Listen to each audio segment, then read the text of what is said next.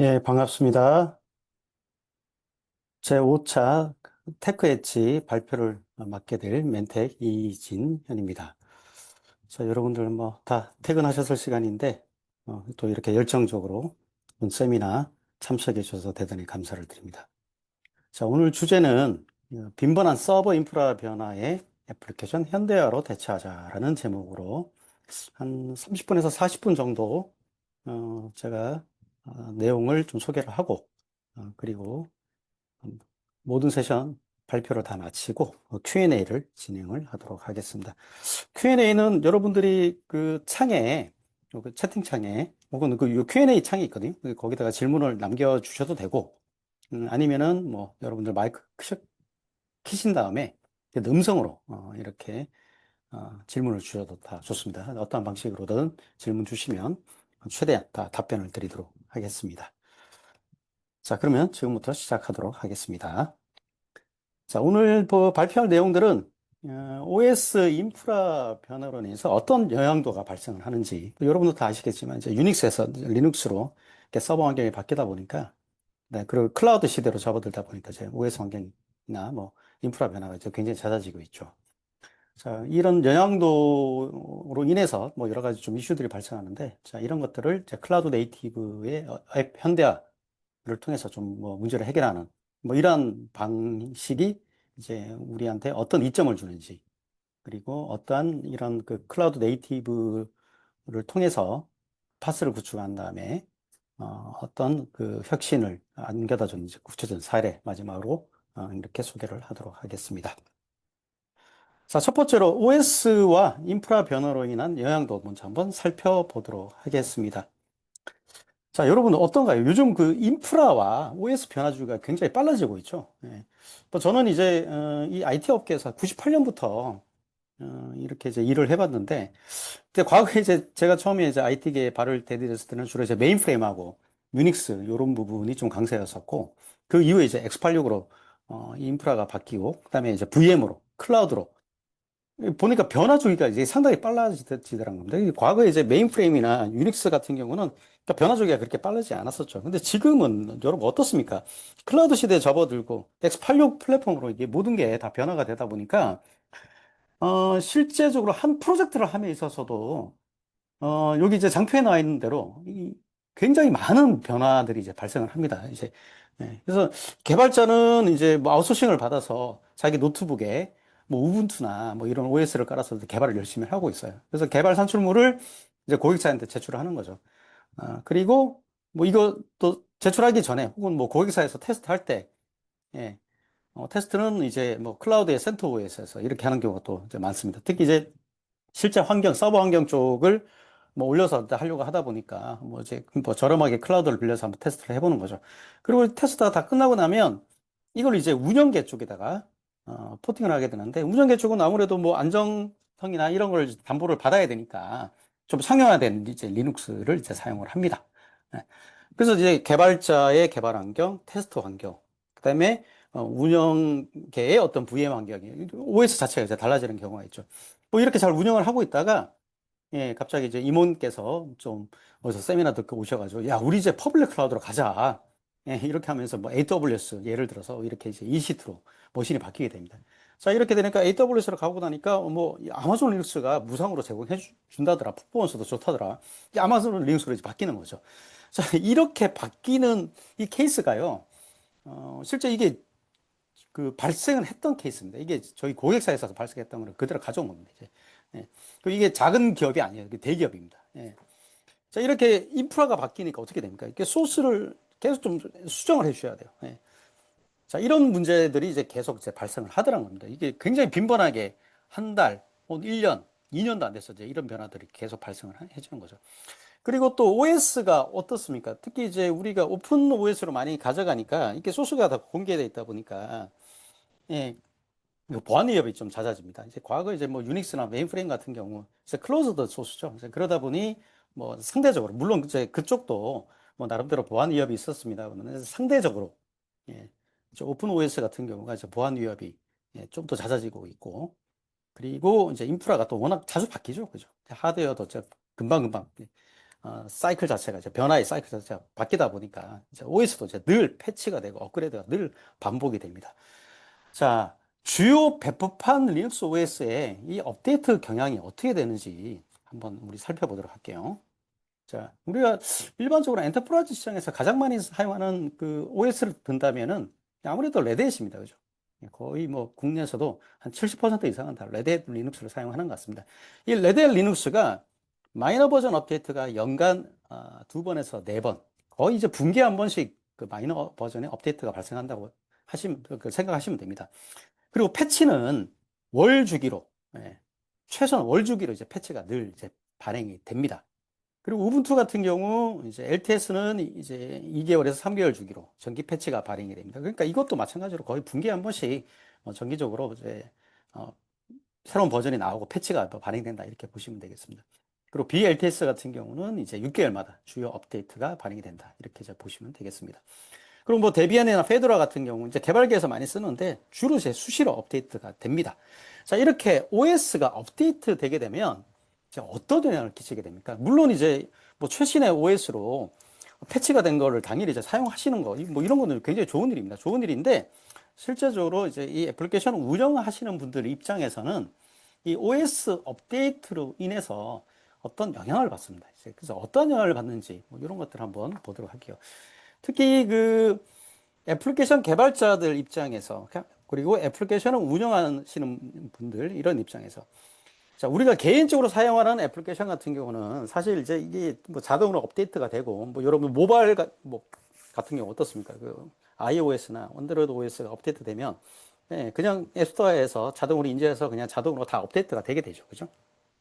자, 근데 서버는 어떻습니까? 서버는 실질적으로 애플리케이션 개발해서 운영을 하게 되면 애플리케이션 자체에 어떤 변화가 잘 없습니다. 그러니까 물론 내부 이제 컨텐츠나 이런 것들은 업데이트 되지만 그런 프레임워크나 애플리케이션 그 자체는 거의 대부분 변화가 없죠. 컨텐츠만 변화가 있을 뿐이고 애플리케이션 자체는 잘 변화가 없는데 근데 실제적으로 이런 OS가 매달마다 업데이트가 되고 뭐 어떤 보안 패치가 됨에 있어서 어떤 애플리케이션에 영향을 끼치게 됩니다. 그래서 그 OS가 업데이트 되니까 어때요? 애플리케이션이 이제 호환성이 잘 안 맞아질 수가 있죠. 그래서 이 OS를 보안 업데이트를 하고 싶어도 애플리케이션에 대한 어떤 영향도 때문에 그리고 또 수정을 해줄 수 있는 이런 이제 어떤 그 빈도가 발생하기 때문에 실제적으로 업데이트를 잘 못하는 경우가 많습니다. 그래서 특정 라이브러리 변경으로 앱 실행에 영향을 끼칠 수가 있기 때문에 애플리케이션에 좀 비호환성이 발생될 수가 있다는 거. 그리고 또 어떤 특정 또 라이브러리를 사용하거나 뭐 오픈 SSL, 시스템 D 같은 경우 특정 패키지 버전 변경이 발생하면 애플리케이션은 비정상적으로 작동할 가능성이 있습니다. 그리고 또 구성 및 설정 변경이 뭐 어떤 발생하는 경우. 자, OS 기본 설정이 만약에 변경했다. 어떤 뭐 예를 들어서 뭐 바 밑에 뭐 어떤 특정 폴더를 사용하게 되는데 이게 이제 바뀐 거죠.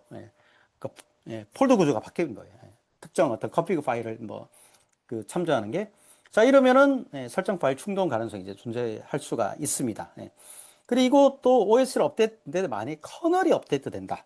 그러면 이제 재부팅으로 해서 서비스 중단이 발생하죠. 그래서 이 서버 운영자 입장, 개발자 입장에서는 이 OS 업데이트가 그렇게 썩 반길 만한 요소가 아닙니다. 이게 굉장히 이제 부정적인 어떤 영향을 끼치는 거죠.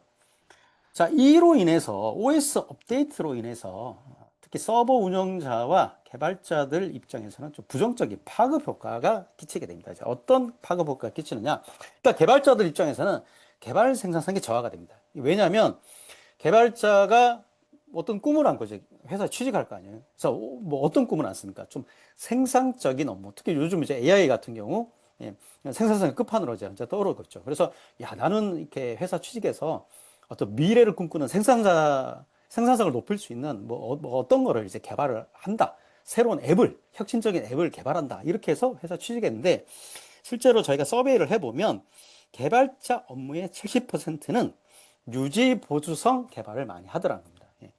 왜냐, 인프라가 자꾸 바뀌고 OS가 계속 업데이트가 되고 이렇게 하다 보니까 거의 호환성을 맞추기 위해서 애플리케이션을 계속 수정해 준다는 거죠.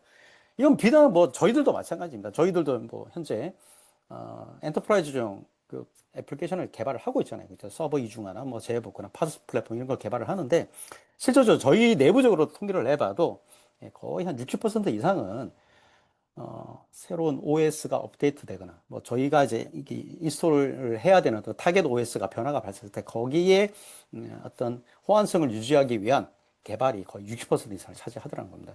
그래서 실제적으로, 좀 미래를 위한, 혁신적인 어떤 애플리케이션을 개발하기 위한 업무는 실제로 30%만 사용할 수 있다는 거. 근데 이런 이제 뭐 문제점들이 이제 발생을 하는 거죠.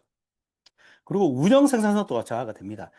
자, 왜냐면은 이제 뭐 매달마다 이게 OS가 업데이트 되니까 어떻게 됩니까? 지속적으로 이 애플리케이션에 대해 영향도가 있는지 없는지 이걸 테스트를 해야 됩니다. 호환성 유지 테스트를 해야 되고 그리고 또 뭐 이런 걸 또 뭐 주간에 못 하는 경우가 많잖아요. 그죠? 이제 이런 걸 이제 야근을 뭐 해야 되는 이런 문제가 발생을 합니다. 그래서 상당히 많은 이제 비용이 소요되는데 자, 이런 테스트를 최종 고객사의 운영자 혼자 못 하잖아요. 그죠? 개발자 플러스 그 애플리케이션을 납품했던 파트너분들하고 개발사분들, 벤더분들하고 같이 이제 테스트를 이루어질 수밖에 없습니다. 이러니까 당연히 유지보수 비용이 계속 증가가 될 수밖에 없는 이런 이제 부정적 파급 효과가 생깁니다. 자, 이러니까 조직 내에 갈등이 생깁니다. 개발자하고 운영자가 이제 갈등이 생기는 거죠. 예. 그래서 뭐 운영자가 야, 이거 OS 보안 패치를 해야 되는데 이거 애플리케이션 영향도 좀 테스트를 좀 해야 되겠다. 그럼 개발자가 굉장히 싫죠. 그죠? 예. 그리고 또 외부 파트너분들도 또 오셔야 되고 이러니까 예. 그런데 이제 고객과 벤더 간의 어떤 또 갈등이 발생할 수가 있습니다. 예. 그래서 이런 뭐 긍정적인 뭐 어떤 부분이 있을 수도 있지만 네, 운영자나 개발자 입장에서는 OS 업데이트가 그렇게 썩 반가운 요소는 아니더라는 겁니다.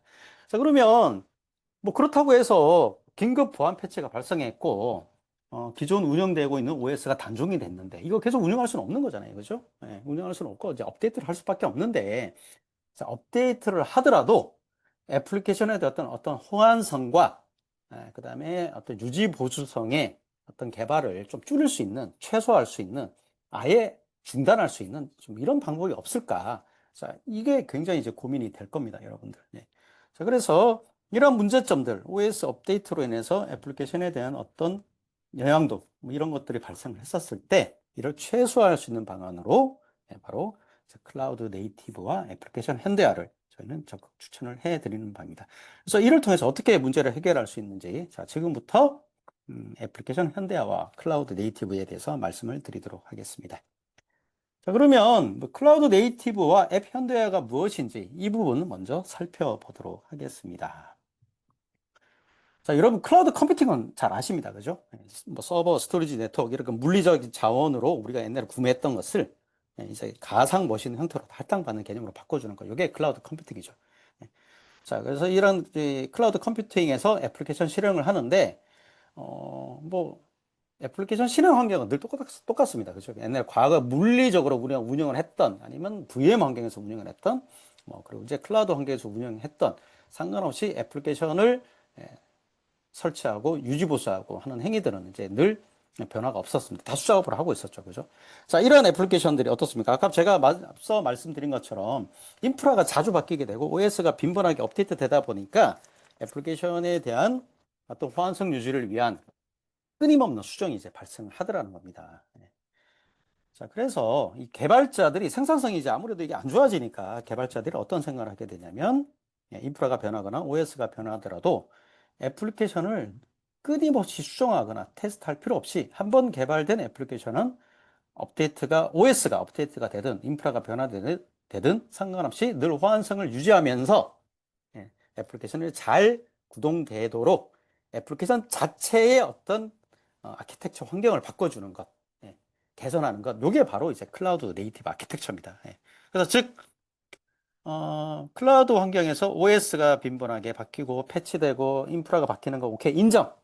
그 바뀌는 게 발생하더라도 변화가 발생하더라도 내 애플리케이션은 한번 개발되고 나면 호환성이 계속 유지되게끔 OS의 변화에 상관없이 늘 호환성 유지돼서 재개발하지 않도록 혹은 패치를 하지 않도록 이렇게 애플리케이션을 아키텍처를 하는 것 이게 바로 이제 클라우드 네이티브 아키텍처라고 제가 다수의 웨비나에서 많이 여러분들한테 그 개념을 설명해 드렸습니다. 예. 자, 그리고 이러한 클라우드 컴퓨팅은 IaaS 영역에 해당되는데 클라우드 네이티브 아키텍처는 바로 파스 영역에 해당된다. 이렇게 보실 수가 있습니다. 그리고 요즘 이런 클라우드 네이티브 아키텍처 자체가 기존의 애플리케이션을 더 이상 OS가 바뀌더라도 수정하지 않아도 되는 어떤 이러한 장점을 제공해 주다 보니까 요즘 애플리케이션 현대화에 아주 많이 활용되고 있습니다. 여러분 차세대는 많이 들어보셨죠? 네, 차세대는 많이 들어보셨는데 아마 현대화는 좀 이게 개념 자체가 좀 어렵기도 하고 잘 모르실 수도 있는데요. 차세대는 여러분들이 아마 많이 들어보셨을 겁니다. 예, 뭐 차세대가 뭡니까? 예, 한 10년, 20년 동안 써오던 어떤 레가시의 올드된 아키텍처 이거 싹 다 버리고 애플리케이션을 예, 최신의 환경에 맞게 다 재개발하는 것 이게 바로 이제 차세대죠. 자, 그런데 여러분들 잘 한번 생각해 보십시오. 차세대를 하는 가장 큰 요인이 뭡니까? 네. 제가 일반적으로 이제 공공 고객이나 금융 고객, 뭐 그다음에 또 제조 고객 해서 이렇게 차세대를 하는 이유가 무엇인지에 대해서 제가 질문을 해보면 90% 이상 대답이 다 똑같습니다. 예. 차세대를 하는 원인은 대부분은 시스템이 노화돼서 성능이 안 나온다. 예. 그리고 더 이상 이제 이 머신이 단종이 돼서 유지보수가 안 된다. 그리고 또 OS가 너무 오래되다 보니까 뭐 10년, 20년 이렇게 써오다 보니까 OS가 너무 오래됐죠. 그래서 더 이상 패치가 안 나오고 이로 인해서 보안 문제가 발생을 합니다. 예. 그래서 새로운 어떤 그 보안을 위협하는 패턴들이 발생을 했는데 OS가 이제 더 이상 뭐 패치가 업데이트가 안 되고 이러니까 보안 위협이 발생하는 거죠. 그래서 보안 심사 통과가 안 된다. 이런 것 때문에 머신을 바꾸고 그리고 또 최신의 OS를 이제 도입을 하는 겁니다. 자, 이렇게 되니까 어떻게 됩니까? 애플리케이션, 기존 레가시 애플리케이션은 호환이 안 되는 겁니다, 여기에. 예, 호환이 안 되니까 어떻게 됩니까? 애플리케이션을 새로 개발을 하는 거죠. 예. 자, 이렇게 해서 차세대 프로젝트를 시작을 하게 됩니다. 자, 차세대 프로젝트를 시작하니까, 자, 결론이 어떻게 납니까? 현업들 대부분의 의견들, 반응이 어떻게 나오냐면, 뭐, 예, 빨라진 것 같아요. 옛날보다 빨라진 것 같은데, 근데 애플리케이션은 사실 뭐 옛날과 크게 달라진 게 없는 것 같습니다. 라는 게 상당수의 반응입니다. 네. 자, 이 차세대가요, 실제적으로 어떤 애플리케이션 구조를 바꾸고, 애플리케이션을 혁신하는 구조로 이게 차세대가 이루어져야 되는데, 안타깝게도 대부분의 이제 차세대를 진행하는 요인들이, 예, 장비 노후화, 그 다음에 OS가 오래된 걸로 인해서 발생되는 보안 문제 해결. 이 두 가지로 차세대를 진행하다 보니까 실제적으로 이제 이런 이제 일들이 이제 발생을 하는 거죠. 자, 그럼 우리가 달리 한번 생각을 해보십시다. 예, 차세대를 하면서 개발 비용이 가장 많은 비용이 듭니다. 그죠? 자, 그러면, 장비가 오래돼서 성능 문제를 해결하고, 그 다음에 보안 문제 때문에 OS를 최신으로 바꿔야 된다면, 그러면 반대로 그냥 장비만, 인프라만 최신화된 걸로, OS도 최신화된 걸로 도입하고, 기존 애플리케이션을 수정하지 않고 그대로 올릴 수 있는 방법이 있으면 제일 좋지 않은가요? 예. 비용을 굉장히 획기적으로 줄일 수 있잖아요. 그죠? 예. 한 뭐 3년 동안, 2년 동안 그 프로젝트 진행할 필요 없이 그냥 기존 애플리케이션 그냥 올리면 되잖아요. 그죠? 예. 그래서 이 현대화는요, 차세대랑 비슷합니다. 차세대랑 비슷하게 새로운 아키텍처를 도입하고 새로운 장비를 도입하고 새로운 OS를 도입하는데 기존 애플리케이션을 개발하지 않고 재개발하지 않고 그대로 최신화된 어떤 아키텍처에 구동시키게 하는 것 이게 바로 차세대가 아닌 바로 이제 현대화다 이렇게 보시면 되겠습니다. 예. 그래서 여기서 좀 중요한 거는요. 앱 수정 없이 노후화된 플랫폼을 도입해서 성능 문제를 해결하고 노후화된 플랫폼을 도입하는 게 아니고 죄송합니다. 노후화된 플랫폼의 어떤 성능 문제를 해결하고 보안 이슈를 없애는 것 이게 바로 이제 현대화의 주 목적입니다. 그래서 최신의 어떤 기술을 도입하는 거가 이제 아키텍처를 도입하는 것 자체가 목적이 되다 보니까 뭐 현재 단계에서 어떤 최신의 아키텍처는 뭡니까? 바로 이제 클라우드 네이티브죠. 예? 그래서 클라우드 네이티브를 통해서 이제 현대화를 많이 도입을 하고 실제적으로 애플리케이션 수정 없이 예, 최신의 장비와 최신의 OS상에서 이를 다 해결을 하고 있습니다. 그래서 이 애플리케이션 현대화는 크게 네 가지의 특징을 가져다 줍니다. 예, 첫 번째는 이제 개방성, 두 번째는 표준화, 세 번째는 민첩성, 네 번째는 바로 자동화. 이 네 가지 특징을 가지고 있고요. 이 네 가지 특징에 대한 부분들은 다음에 나올 장포에서 차후에 나올 장포에서 다시 설명을 해 드리도록 하겠습니다. 자, 그래서 이 클라우드 네이티브 기반의 앱 현대의 목표의 지향점, 이렇게 정리를 해 보도록 하겠습니다. 자, OS와 인프라의 종속성이 없이. 그러니까 뭐냐면은 인프라가 바뀌고 OS가 바뀌는데 애플리케이션 수정 없이 올리려고 그러면 어떻게 종속성이 없어야 되겠죠. 그죠? 그러니까 기존에는 이제 애플리케이션이 OS와 인프라 자체에 그 종속성이 있었으니까 이들의 변화가 발생하면 수정을 해줬어야 되는데 이 종속성 자체가 없는 거예요. 없어서 OS나 인프라가 바뀌더라도 애플리케이션은 계속 돌 수 있는 환경을 제공해 주는 것. 예. 그래서 추가 개발과 수정 없이 고객의 요구사항에 즉시 배포하고 확장하고 심지어는 어떤 다른 어떤 머신으로 다른 OS로 이동시킬 수 있는 이런 환경을 구축하는 것, 이게 바로 클라우드 네이티브 기반의 앱 현대의 목표 지향점이다, 이렇게 보시면 되겠습니다. 자, 그리고 이 애플리케이션 현대화는 크게 한 세 가지 전략을 펼칠 수가 있습니다. 그래서 첫 번째는 이제 리호스팅이 되겠습니다. 그래서 사실은 이 리호스팅은 애플리케이션 현대화로 보기보다는 그냥 클라우드 컴퓨팅으로 인프라를 전환하는 거다. 그래서 리프트 앤 쉬프트라고 많이 들어보셨죠. 그래서 우리가 한 3년 전만 하더라도 공공기관들이 기존 이제 물리 머신에서 클라우드 환경으로 이렇게 아이아스 환경 그대로 이전하는 것, 이런 이제 프로젝트들이 많이 전환이 됐었습니다. 자, 이런 것을 우리는 주로 이제 일반적으로 리호스팅이라고 합니다. 그래서 그냥 호스트 자체가 바뀌는 거고, 그리고 어떤 뭐 클라우드 네이티브 형태로 뭐 애플리케이션을 컨테이너화하거나 뭐 MSA 구조로 바꾸는 이런 구조는 아닙니다. 그래서 인프라는 바뀌는데 소스 코어와 아키텍처는 그대로 유지되는 것. 그래서 서버의 형태가 물리에서 가상 형태로 바뀌는 것. 뭐 이 정도로 보시면 되겠고, 여기에 적용되는 주요 기술이 바로 IS입니다. 그리고 실제적으로 애플리케이션 현대화는 바로 이제 뭐 두 가지로 나눠볼 수가 있습니다. 그래서 리팩터, 리아키텍처, 이게 두 가지가 있는데, 자, 리팩터는 주로 인프라가 바뀌게 되고요. 그 다음에 소스는 웬만하면 다 유지가 됩니다. 실제로 이제 변경되는 요소는 거의 없고요. 그리고 아키텍처 자체도 그대로 유지하는 것. 요게 바로 이제 리팩터가 되겠습니다. 그래서 기존에 운영되고 있는 이 애플리케이션을 그대로 수정 없이 컨테이너화하고, 그리고 이 컨테이너된 애플리케이션을 빌드 배포를 다 자동화해 주는 것, 즉 데브옵스를 구축하는 것.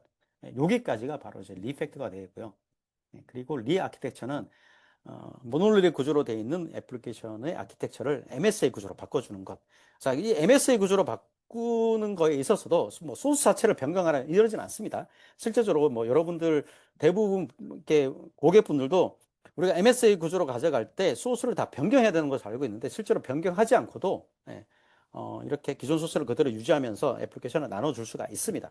그래서 리아키텍처까지 가는 것, 그러니까 즉 MSA 구조로 가는 것, 뭐 여기가 이제 어떻게 보면 애플리케이션 현대화의 영역이다, 이렇게 보실 수가 있겠습니다. 그래서 크게 본다면 뭐 컨테이너 구조로 가져가고, 그래서 컨테이너 구조로 가져감으로써 이제 호스트 OS에 비종속적으로 애플리케이션이 구도될 수 있게끔 어떤 역할을 해주는 것, 그게 바로 이제 이 컨테이너로 만들어주는 것입니다.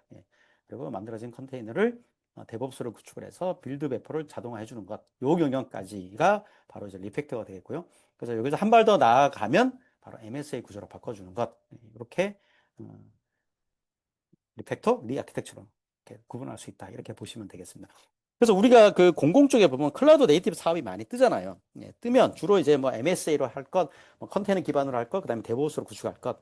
그래서 이 세 가지 요소가 이제 한꺼번에 이렇게 나오는 경우가 많은데, 실제적으로 여기서 보면 가장 어려운 작업이 이제 MSA 구조로 바꿔주는 게 가장 어렵고요. 그다음에 상대적으로 좀 쉬운 작업이 컨테이너 형태로 만들어주고, 그다음에 이를 데브옵스로 구축하는 게 좀 쉽습니다. 그래서 일반적으로는 주로 페이스 1, 2로 나눠서 애플리케이션 현대화를 구축을 합니다. 그래서 첫 번째로는 이제 리팩터 과정을 거칩니다. 그래서 컨테이너화하고 데브옵스로 구축하는 것, 여기를 먼저 첫 번째로 페이즈 1으로 진행을 하고요. 그래서 이렇게 해서 뭐 컨테이너화 되고 데브옵스로 구축해서 잘 구동되고 나는 것을 확인한 다음에 페이즈 2로 MSA 구조로 가져가는 이런 전략을 펼치는 게 가장 좋습니다. 그리고 어떤 경우에는 이제 MSA 구조로 가는 것 자체가 의미 없는 경우도 많거든요. 실제적으로 보면. 왜냐면은 이제 고객사의 애플리케이션들 보면, 특히 백end 구조에서 돌고 있는 애플리케이션 같은 경우는 굳이 MSA로 안 가도 되는 것들이 많습니다.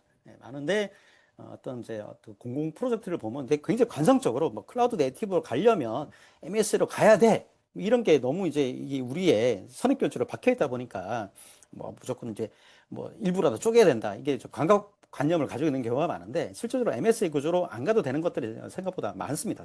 예. 그런 경우는 굳이 리아키텍처까지 갈 필요가 없습니다. 예. 그래서 리팩터까지만 가서 뭐 컨테이너하고 데브옵스 구축하는 것만 하더라도 충분히 생산성을 높여줄 수가 있습니다. 예. 그래서 아까도 말씀드렸지만 제가 가장 추천하는 방법은 이제 컨테이너하고 데브옵스를 구축 먼저 하고 그런 다음에 MSA 구조로 가는 게 좋은지 아니면 현재 모노리 아키텍처를 유지하는 게 좋은지 뭐 이런 것들을 살펴본 다음에 MSA 구조로 다음 프로젝트에 가는 것 이런 것을 가장 추천을 드립니다. 자, 그리고 현대화된 애플리케이션 특징은 제가 아까 이제 개방성 구조를 가져간다, 표준화를 해야 된다. 그 다음에 민첩성을 제공해주는 어떤 아키텍처로 변화가 된다. 그 다음에 뭐 자동화를 제공해준다. 이 네 가지 특징을 말씀드렸죠. 이 네 가지 특징에 대해서 한번 살펴보도록 하겠습니다. 자, 현대화. 클라우드 네이티브의 현대화는 노벤더 락인, 완전 그 개방형 구조입니다. 그래서 일반적으로 우리가 접근 성이 굉장히 좋은 x86 서버를 운영을 하고요. 그 다음에 OS도 공개 소프트웨어는 리눅스로 올립니다. 그리고 클라우드도 요즘 다 공개 소프트웨어로 나오죠. 이제 오픈스택 이런 게 대표적인 거고요. 그리고 컨테이너 쪽으로는 주로 이제 쿠버네티스가 대표적으로 많이 사용을 되고 있습니다. 그리고 데이터베이스 어떻습니까? 요즘 대부분 오픈DB로 많이 가고 있습니다. 그죠? 예. 그래서 주로 뭐 많이 거론되는 게 이제 뭐 포스트그레스가 많이 거론되고 있고요. 예. 그리고 좀 가벼운 데이터베이스로는 이제 뭐 마리아DB나 MySQL 이런 것들, 그 다음에 국산 DB 같은 경우 큐브리드 뭐 이런 DBMS가 좀 많이 거론이 되고 있고, 요즘 애플리케이션은 어떻습니까? 예, 대부분 웹 애플리케이션 같은 경우는 거의 통캣을 많이 사용을 합니다. 스프링부트 기반으로 개발하고 와스는 이제 주로 통캣을 많이 올리는 구조로 가져가고 있습니다. 그래서 이렇게 애플리케이션과 데이터베이스, 그다음에 클라우드 아키텍처 이런 것들 대부분 오픈 소스 위주로 많이 가져가고 있죠. 자, 왜 오픈 소스로 가져가느냐? 일단은 이제 클라우드 세상이 추구하는 바가 뭡니까? 내가 필요할 때 빨리 배포하고 빨리 확정하고 뭐 이런 것들을 이제 많이 추구를 하게 되죠. 자, 그리고 변화 주기가 빠르기 때문에 어떻게 보면 이 빠른 변화 주기에 빨리 대응되는 것들이 보면 오픈소스입니다. 그리고 내가 원할 때 배포하고 원할 때 확장하고 상용 솔루션들 같은 경우는 늘 이제 라이센스를 요구를 하죠. 그죠? 그래서 확장성도 떨어지고 내가 필요할 때마다 배포도 못하고 계속 벤더, 제조사로부터 허락을 받아야 되기 때문에 그래서 뭐 이런 것으로부터 자유스러워지기 위해서 오픈소스를 많이 지향을 하고 있습니다. 자, 그리고 두 번째, 표준화입니다. 이 표준화는 뭐냐면, 자, 쉽게 생각하면 여러분들 그 서버 스토리지 네트워크 옛날에 모양도 달랐고, 그 서버 스토리지 내에 OS 운영 체계가 다 달랐잖아요. 그죠? 특히 네트워크나 스토리지는 완전히 폐쇄적인 구조였었는데, 지금은 이게 버추얼 머신이라는 어떤 그 양식으로 다 통일화됐습니다. 그죠? 통일화되고 나니까 어떻습니까? 뭐 EMC나 히타치나 뭐 델이나, 그 다음에 뭐 시스코나, 옛날에 시스코는 네트워크, 뭐 EMC나 히타치는 스토리지, 델은 뭐 HP나 델은 뭐 서버 이렇게 나눠져 있었는데 지금은 뭐 다 하죠. 모든 것들. 왜냐하면 VM으로 다 통일화됐기 때문에 뭐 시스코가 네트워크만 한다 이러지 않습니까? 시스코 보면 지금 스토리지 뭐 다 하죠. 그죠? 네트워크까지 다 네트워크, 서버, 스토리지 다 합니다. 그죠? 자, 서버 스토리지 네트워크는 VM으로 표준화되는데 애플리케이션은 여전히 표준화가 지금까지 안 되어 왔었죠. 근데 이런 다양한 종류의 애플리케이션들이 관리하고 배포하고 이런 방식들이 다 다른데 자, 이를 한 가지 방식으로 통일하는 게 뭡니까? 다 컨테이너입니다. 그죠? 요즘 다 애플리케이션들 다 컨테이너화해서 컨테이너 형태로 배포합니다. 그러니까 뭐 DB가 됐던 미들웨어가 됐던 상관없이 프레임이 됐던 보안 솔루션이 됐던 뭐가 되든 상관없이 다 컨테이너 형태로 동일한 방식으로 배포하고 동일한 방식으로 관리할 수 있는 그런 방안을 제공해 주고 있습니다. 그래서 비표준화된 이 애플리케이션의 어떤 운영 양식들을 컨테이너 형태로 다 이미지화해서 지금 다 관리를 하고 있는 이런 상황입니다. 그래서 이렇게 표준화를 제공해 주는 것, 이런 두 번째 특징을 가지고 있고요. 그리고 세 번째는 바로 민첩성과 가용성입니다. 우리가 이제 서버 스토리지 네트워크는 지금까지 IaaS를 통해서 다 배포하는 형태로 바꿔왔는데, 할당해주는 개념으로 바꿔왔는데, 애플리케이션은 지금까지 그렇게 못해왔었죠. 그죠? 근데 이 애플리케이션도 다 컨테이너로 만들어서 똑같은 방식으로 배포하는 경우로 바뀌니까 어떻게 됩니까? 굉장히 민첩하게 애플리케이션을 배포하고, 또 필요한 경우는 확장하고, 그리고 또 뭐 무중단 배포를 통해서 무중단 서비스를 구현할 수 있는 체계로 가져갔죠. 그래서 이런 민첩성과 가용성이 높은 어떤 이런 인프라 형태를 제공해주는 특징을 가지고 있습니다. 그리고 이런 민첩성과 가용성 확보를 위해서 제공해 주는 게 바로 자동화입니다. 예. 그래서 과거에는 우리가 애플리케이션 배포하는 것들, 뭐 이런 것들 다 수작업으로 이루어졌었는데, 이런 것들 다 CI/CD 파이프라인을 만들어서 다 자동으로 빌드 배포를 하게 되고요.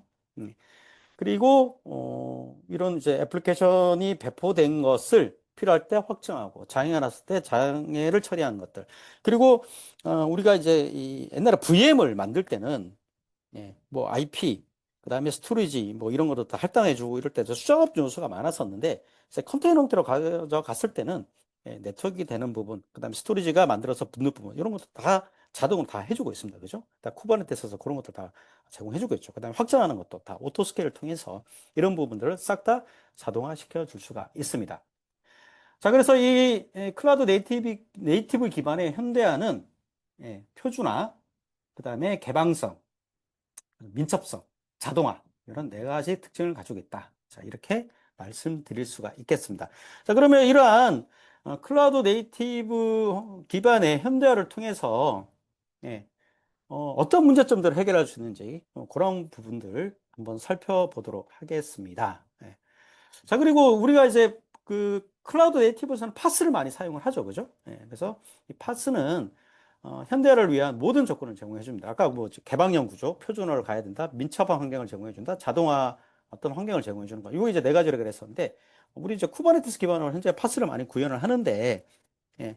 뭐 개방형 구조, 딱 쿠버네티스가 다 오픈 소스입니다. 그죠? 예. 그리고 거기에 내부에 이제 여러 가지 CNI, CSI, 그다음에 CI/CD 파이프라인 이런 것도 다 오픈 소스를 통해서 다 구현을 하고 있죠. 그죠? 그리고 다 컨테이너 형태로 다 제공해 주고 있고 빠르게 배포하고 롤백하고 그다음에 다 확장해 주시는 구조를 제공해 줍니다. 그죠? 그리고 뭐 모든 뭐 애플리케이션에 대한 배포, 확장, 매니지먼트 이런 부분 다 자동화해 줍니다. 그죠? 예. 자, 그러면 우리가 파스 기반의 현대를 통해서 어떤 고민사항을 해결할 수 있나 한번 살펴보도록 하겠습니다. 예. 자, 애플리케이션을 내가 실행을 해야 되는데 OS가 다른 거예요. 예. 그래서 계속 뭐 잘 운영을 하고 있다가 새로운 서버가 들어온 거죠. 새로운 서버가 들어왔는데 이제 OS가 업데이트가 돼서 들어온 거예요. 예. 자, 이런 경우 뭐 가령 예를 들어서 센터OS에서 운영을 하고 있었는데 지금 센터OS가 안 나오잖아요. 그죠? 로켓OS로 이제 설치된 서버가 들어온 겁니다. OS가 다른 거예요. 이 애플리케이션을 어떻게 안정적으로 실행할까? 뭐 이런 이제 고민이 있을 거고. 그리고 애플리케이션 수정사항이 발생을 했는데 다수의 서버에 어떻게 좀 쉽게 배포할 수 있을까? 맨날 수작업으로 하나하나 이렇게 설치를 했어야 되는데 이걸 어떻게 또 자동으로 쉽게 배포할까? 예. 그리고 뭐 서비스를 뭐 자동화로 방식으로 좀 증설하는 방법은 뭐가 있을까? 그리고 MSA로 이렇게 애플리케이션을 쪼갰는데 이걸 이제 모노리틱 때는 하나인데 이게 여러 개잖아요. 그렇죠? 여러 개인데 이걸 마치 하나처럼 내가 어떻게 운영할 수 있을까? 뭐 이런 이제 고민이 있을 거고요. 그리고 이제 하이브리드 클라우드 환경입니다. 그래서 운영 쪽에 어떤 아키텍처와 OS, 그다음에 저기 퍼블릭 클라우드의 OS와 아키텍처 다른 거죠. 이거 어떻게 좀 호환성을 유지할까? 예. 그리고 트래픽이 갑자기 폭증을 하는 겁니다. 그래서 서비스 지연에 어떻게 효과적으로 대처할 수 있을까? 뭐 이런 이제 고민이 있을 거고. 그리고 컨테이너 앱이 굉장히 다수의 어떤 애플리케이션을 하고 있는데 이걸 어떻게 단일의 포인트에서 관리할까? 뭐 이런 이제 고민 사항이 있을 겁니다. 자, 그래서 하나씩 한번 어떻게 해결할 수 있는지 보도록 하겠습니다. 자, 첫 번째, 서로 다른 환경에서 애플리케이션을 안정적으로 어떻게 실행할 수 있을까? 이제 뭐, 답은 나와 있습니다. 그냥 쿠버네티스 환경을 사용하시면 됩니다. 그리고 애플리케이션을 다 컨테이너 하시면 됩니다. 예. 그래서 우리가 이제 환경이 달라져 버리면 과거에는 이 애플리케이션들이 어떻습니까? OS가 제공해주는 어떤 환경 변수를 다 참조를 했습니다. 지금 OS의 종속성이 걸려 있었던 거죠. 근데 이걸 이제 컨테이너화 하게 되면 컨테이너화의 내부 안에 이 애플리케이션의 종속 변수인 뭐 대표적으로 뭐 바이너리나 라이브러리 그다음에 그 구성 환경 파일들 이걸 다 넣어주면 됩니다. 넣어주면 예, 뭐 예를 들어서 노드 1은 뭐 센터OS고 노드 2는 이제 우분투 뭐 이런 환경인 거죠. 이게 호스트 OS가 달라지더라도 충분히 호환성을 유지하면서 애플리케이션을 운영을 할 수가 있습니다. 예. 그래서 이런 상태에서 또 센터OS도 업데이트하고 우분투 리눅스를 업데이트를 하더라도 기존 이 컨테이너된 애플리케이션은 어떤 호환성에 영향을 받지 않고 애플리케이션을 실행을 할 수가 있습니다. 자, 그리고 두 번째, 애플리케이션 수정사항이 발생을 했습니다. 근데 이걸 다수의 서버에 쉽게 이제 배포를 하고 싶은 거예요. 예. 그래서 일반적으로는 이제 애플리케이션 소스를 수정하고 보안 패치를 했었을 때 이를 자동으로 CI/CD 파이프라인에 집어넣어서 컨테이너 이미지화를 할 수가 있습니다. 그리고 이를 이제 쿠버네티스를 통해서 다수의 서버에 일괄적으로 배포를 할 수가 있습니다. 그래서 CI/CD 파이프라인을 만들어서 이를 컨테이너화하고 배포하는 이 모든 과정을 다 자동화를 해줄 수가 있습니다. 그리고 배포됐을 때 잘못될 수가 있잖아요. 그렇죠? 이런 경우는 원클릭으로 다시 롤백을 시켜줄 수가 있고, 쿠버네티스 환경이 뭐 ROCD나 이런 걸 연결을 해서 이런 모든 것들을 다 자동화해 줄 수가 있습니다. 그리고 이제 서비스가 이제 증설이 되는 겁니다. 서비스가 이제 여러 개 증설이 되는데 이럴 때 어떻게 좀 이를 또 자동화할 수 있을까? 자, 어떻습니까? 이게 소스가 하나인데 서버가 여러 개 증설이 된 거예요. 과거에는 이거 전부 다 증설할 때 어떻게 합니까? 전부 다 FTP로 다 서버에 다 쏴줬죠. 수작업으로 쏴줬는데, 자, 그런데 서버가 이제 막 증설됨에 있어서 현재 기존에 과거에 운영됐던 서버, 그 다음에 새로 들어온 서버, 이게 환경이 다를 수가 있습니다. 환경이 다를 수가 있기 때문에 이거 상당히 FTP 쌓아주면서 그 서버 특성 환경에 맞게 뭐 세부적으로 OS가 다르겠죠, 그죠? OS가 이제 마이너 버전 좀 다르고 이러면 컨피그레이션 막 수정해주고 이런 것들을 했었어야 되거든요. 예. 자, 이런 것들 전부 다 컨테이너화를 통해서 일관성 있게 다 배포를 해줄 수가 있습니다. 즉, 호스트 OS가 조금이라도 차이가 나더라도 서비스 증설함에 있어서 이런 부분 문제 없이 다 호환성을 유지하면서 다 서비스를 증설을 할 수가 있습니다. 자, 그리고 MSA에 대한 효율적인 운영, 이런 것들을 이제 고민하시는 분들이 많습니다. 옛날에는 이제 요게 모놀리틱 구조로 되어 있었던 거예요. 모놀리틱 구조로 되어 있었는데, 자, 이를 MSA 구조로 바꿨습니다. MSA 구조로 바뀌게 되면 이걸 한꺼번에 뭐 다 모니터링 해야 되는데, 일반적으로 우리가 이제 이스티어 기반으로 서비스 메시를 구현을 하게 됐었을 때 여기에 이제 서스 파티 에코 솔루션으로 키알레와 같은 툴, 근데 예과 같은 툴을 가지고서 서로 MSA 구조로 되어 있는 애플리케이션 간끼리에 어떤 상관관계를 다 보여줄 수가 있습니다. 그래서 이스티어를 통해서 MSA 간 서비스 연결, 인증, 보안, 모니터링 문제 이런 것들을 다 해결을 해줄 수가 있고요. 근데 예거나 이런 솔루션들을 통해서 다 서비스에 대한 추적이 다 가능합니다.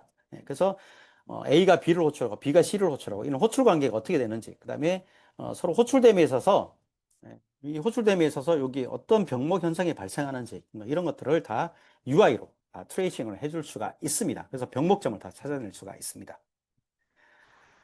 자, 그리고 하이브리드 환경에서 클라우드가 호환성 유지하기, 이거 뭐 옛날에 큰 숙제였는데 요즘 이제 쿠버네티스 환경에 됐을 때 이거 전부 다뭐 이제 큰 숙제는 아니죠.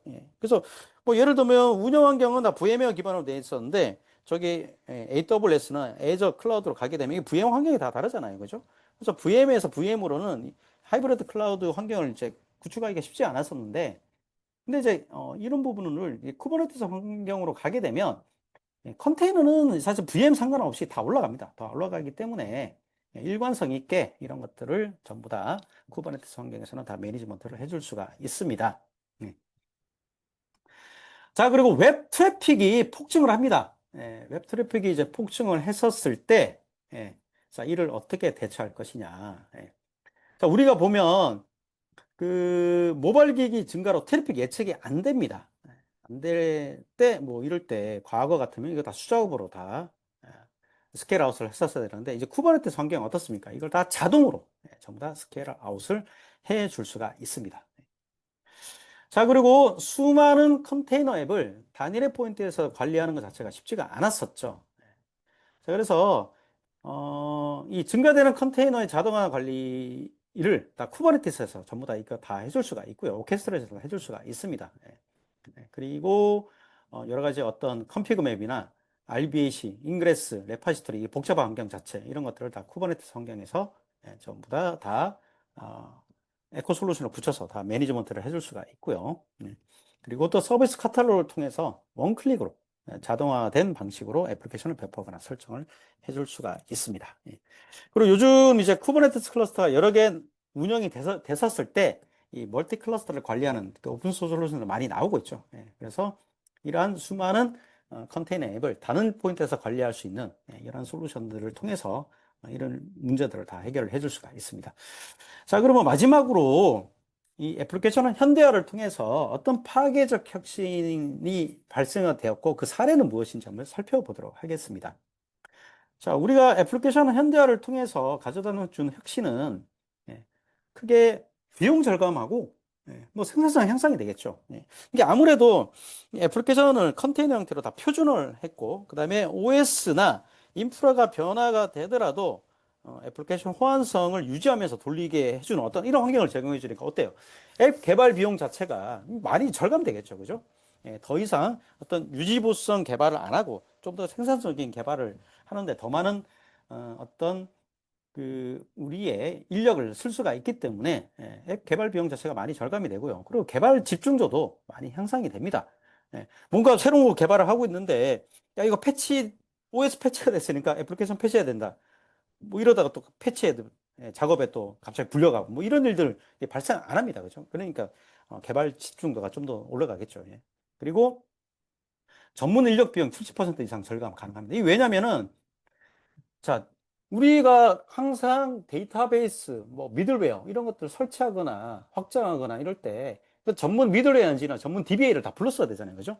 근데 이제 컨테이너를 해버리면 사실 거의 필요 없습니다. 거의 필요 없고 여러분들 그냥 앱스토어에서 내가 필요한 애플리케이션을 여러분 핸드폰에 내려받는 것처럼 데이터베이스나 미들웨어나 그다음에 보안 솔루션들, 그다음에 큐 솔루션들 이런 것들을 전부 다 원클릭으로 다 쉽게 배포를 해줄 수가 있습니다.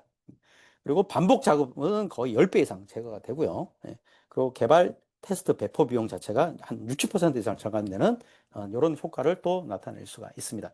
그리고 애플리케이션 릴리즈 속도 300% 향상입니다. 왜냐하면 이제 여러 OS에 대해서 일일이 다 테스트를 할 필요가 없거든요. 보안성 테스트 할 필요 없고 컨테이너된 애플리케이션 그거를 가지고 다수의 다른 OS로 그냥 배포를 하면 되기 때문에 당연히 이러한 여러 OS에 대한 테스트가 줄기 때문에 애플리케이션 릴리즈 속도가 300% 향상이 되고요. 또 이로 인해서 인프라 유지 보수 비용 자체가 30% 이상 향상이 됩니다. 그리고 웬만한 그 장애, 확장 이런 것들 다 자동으로 처리를 해주기 때문에 휴먼 에러가 거의 발생되지 않는다. 이런 혁신을 가져다 줍니다. 자, 그러면 몇 가지 사례를 한번 들어보도록 하겠습니다. 자, 여기는 이제 KD 운송그룹이라는 곳입니다. 이제 경기 대원 버스라고 아마 여러분들 아실 거예요. 그래서 뭐 경기도나 서울에서 여러분 출퇴근하시는 분들 대부분 이제 이 회사의 버스를 다 이용하실 거고 우리나라에서 가장 큰 운송그룹입니다. 과거에는 이제 규모가 가장 컸는데 거기가 좀 회사 사정이 안 좋아지면서 지금 이제 KD 운송그룹이 우리나라에서 가장 큽니다. 자, 여기는 과거에 유닉스를 운영을 하고 있었습니다. 한 거의 20년 가까이 그 운송 ERP를 이렇게 운영을 하고 있었는데, 자, 이를 클라우드 네이티브 환경으로 원래는 이제 U2L 프로젝트만 진행하려고 그랬었는데 U2L 프로젝트로 진행을 해본들 그 애플리케이션에 대한 어떤 배포나 그리고 과거에 이제 OS가 패치되거나 뭔가 이제 인프라가 바뀔 때마다 OS 애플리케이션을 계속 또 수정을 해줘야 이런 문제는 해결이 안 되는 거죠. 자, 그래서 리눅스로 바꾸는 김에 이제 클라우드 네이티브로 가자. 그래서 U2LC라고 이제 보시면 됩니다. 그래서 옛날에 U2L이라고 많이 했지만 클라우드 네이티브까지로 이제 한 발짝 더 가져가는 것을 U2L2C 이렇게 프로젝트를 진행을 했던 겁니다. 그리고 미들웨어도 상용 미들을 쓰고 있었는데 이 부분을 전부 다 오픈 미들, 오픈 그 웹서버로 바꿨습니다. 그래서 통캐스로 바꿨고요. 그리고 이제 이걸 바꿈에 있어서 리눅스로 바꾸고 미들웨어로 바꿈에 있어서 소스 수정이 없었습니다. 그리고 또 여기는 MSA 구조로 가져갔습니다. 그래서 서비스가 단일 소스로 하나 돼서 이거 한 8개 정도로 쪼갰습니다. 8개 쪼갰고 이것도 마찬가지로 소스 수정 없이 쪼갰습니다. 그리고 과거에 이 애플리케이션을 이제 빌드하고 배포하고 이런 것들 전부 다 수작업으로 하고 FTP로 업로드하고 이렇게 했었는데 자, 이를 CI/CD 파이프라인을 만들어서 전부 다 싹 다 자동화를 해줬습니다. 자, 그래서 어떠한 그 효과가 생겼느냐? 비용 절감이 굉장히 많이 됐죠. 그리고 여기에 차세대를 안 했습니다. 보통 이제 유닉스에서 리눅스로 간다. 그럼 거의 그 애플리케이션을 재개발하는 차세대로 가잖아요. 그죠? 근데 여기는 차세대로 가지 않고 기존 애플리케이션 그대로 소수 수정 없이 이제 컨테이너화하고 그리고 이제 미들웨어까지 이제 바꿨는데 여기에 저희가 투입됐던 인원은 저희가 2명 정도 투입됐고 이 프로젝트 한 달 만에 끝냈습니다. 일반적으로 우리가 차세대 그러면 한 1년 걸리죠. 근데 여기 이제 한 달 만에 예, 굉장히 짧은 시간 내에 이제 애플리케이션을 다 아주 그 인프라를 다 최신화를 했습니다. 예. 자, 그리고 성능이 굉장히 좋아졌습니다. 이게 아무래도 이제 이게 뭐 컨테이너로 갔다 그래서 클라우드로 갔다 가서 성능이 좋아졌다기보다는 기존 머신이 너무 오래됐습니다. 오래됐고 20년 됐으니까. 예. 20년 사이 이제 X860 성능이 굉장히 좋아졌죠. 그래서 옛날에 뭐 월 손익 계산 결과 8시간 나왔던 거 지금은 1시간 내에 예, 월 손익 계산서가 나오는 이런 환경으로 상당히 많이 개선이 되었습니다. 그리고 여기는 이제 재해복구까지 했고 그리고 여기 이제 KD 운송그룹은 이걸 이제 그 버스 운송 패키지로 만들었습니다. 그 ERP 패키지로 만들어서 또 다른 운송그룹의 쪽으로 현재 또 이 패키지를 판매까지 하고 있는 그런 상황입니다. 자, 그리고 두 번째 케이스는 이제 현대 오일뱅크입니다. 여기가 한 6년 전에 저희가 프로젝트를 진행했던 곳인데 여기도 마찬가지로 원래 차세대를 진행을 하기로 했었는데 이제 비용이 좀 안 맞았었던 거죠. 그때 당시에는 이제 우리나라 전반적으로 오일 회사들이 굉장히 안 좋았습니다. 정유 회사들이 안 좋아서 그래서 새로운 시스템이 들어오고 OS가 바뀌게 되는데 기존 애플리케이션을 수정을 해야 되는 차세대는 할 수 없었던 거죠. 예, 그래서 이 애플리케이션을 수정하지 않고 재개발하지 않고 새로운 아키텍처에 올릴 수 있는 방법이 뭐가 있을까라고 봤었을 때 바로 이제 컨테이너가 답이다. 이렇게 해서 이제 쿠버네티스 환경에 들어가게 됐습니다. 그래서 여기도 마찬가지로 뭐 차세대를 진행하게 되면 한 1년 반 정도 걸리는 프로젝트인데 여기는 이제 한 달 반 정도. 네, 그래서 8개 업무를 다 컨테이너화하고 그리고 미들웨어는 뭐 그대로 과거에도 톰캐스로 쓰고 있었는데 이것도 마찬가지로 톰캐스로 그냥 그대로 변형이 됐고요. 그리고 여기는 이제 작년에 온프라임 환경으로 이렇게 컨테이너로 갔다가 작년에 이제 AWS 환경으로 다 갔습니다. 그러면서 가면서 OS가 아마존 리눅스로 바뀌었습니다. 센터OS에서. 자, 이 아마존 리눅스로 바뀌게 되니까 이제 어떻게 됩니까? 그럼 애플리케이션 수정해야 될 수도 있잖아요. 근데 이 컨테이너된 애플리케이션들은 그대로 수정 없이 그대로 다 올라갔습니다. 예, 그대로 올라갔는데 컨테이너 되지 못했던 애플리케이션 같은 경우는 예, 좀몇 가지 이제 이슈들이 존재를 했죠. 예. 자, 그리고 여기도 마찬가지로 뭐 CI/CD 파이프라인 이런 것들이 잘 안 돼 있었는데 바로 이제 이 클라우드 네이티브로 환경으로 가면서 소스, 빌드, 배포 모든 과정들을 다 자동화를 구현을 했습니다. 그리고 뭐 세 번째 케이스는 이제 소방공제입니다. 여기는 한 분이 모든 업무를 운영 업무도 처리하고 개발 계획도 다 했었는데 이제 VM 환경은 그 전에 운영을 할 때는 이제 OS가 조금이라도 패치가 되거나 이렇게 되면 애플리케이션 영향들을 테스트를 해야 되고 뭐 이런 것들이 굉장히 비일비재했었습니다. 그러니까 이제 업무 집중도가 많이 떨어지죠. 그래서 이런 부분을 다 이제 컨테이너 환경으로 다 바꿨습니다. 그리고 미들웨어도 기존에 상용 미들웨어를 쓰고 있었는데 좀 더 이제 어떤 라이센스로부터 좀 자유로워지기 위해서 이걸 전부 다 톰캣과 와일드플라이로 바꿨습니다.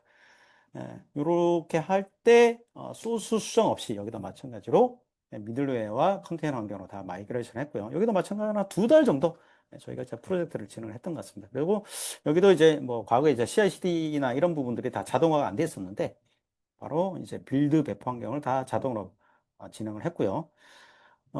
그리고, 어, 신용 리스크 관리 시스템 같은 경우는 한 30% 이상 좀 성능이 향상이 됐고, 그리고 이제 우리가 이제 쿠버네티스 환경을 하게 되면 롤링 업데이트를 통해서 어떻습니까? 무중단 배포가 가능하죠. 그래서 여기가 이제 애플리케이션을, 배포를 할 때, 좀 보면 이제 연간 다운타임이 한 20일 정도 발생을 했었거든요. 예, 근데 현재는 한 40시간 이내로 좀 감소가 된, 이런 효과를 또 누리게 됐습니다.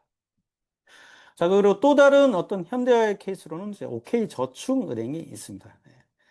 여기도 마찬가지로 과거에 이제 어떤 이제 미들웨어를 좀 오픈 미들웨어로 바꿨고요. 그리고 여기는 이제 물리 환경으로 들어갔습니다. 서버가 이제 물리 환경으로 들어가면서 베어메탈 환경에서 곧바로 이제 컨테이너를 올리게 됐는데 기존 이제 어떤 새로운 장비와 새로운 업데이트된 OS가 올라오면서 기존 애플리케이션을 그대로 수정하지 않고 소스 수정하지 않고 그대로 컨테이너로 다 마이그레이션 해서 CI/CD 파이프라인까지 구축을 해서 자동으로 빌드 배포를 하고 있는 그런 환경으로 다 전이가 되었습니다. 그래서 전체적으로는 이제 유지보수 비용이 한 70% 정도 이렇게 절감이 된 그런 케이스입니다.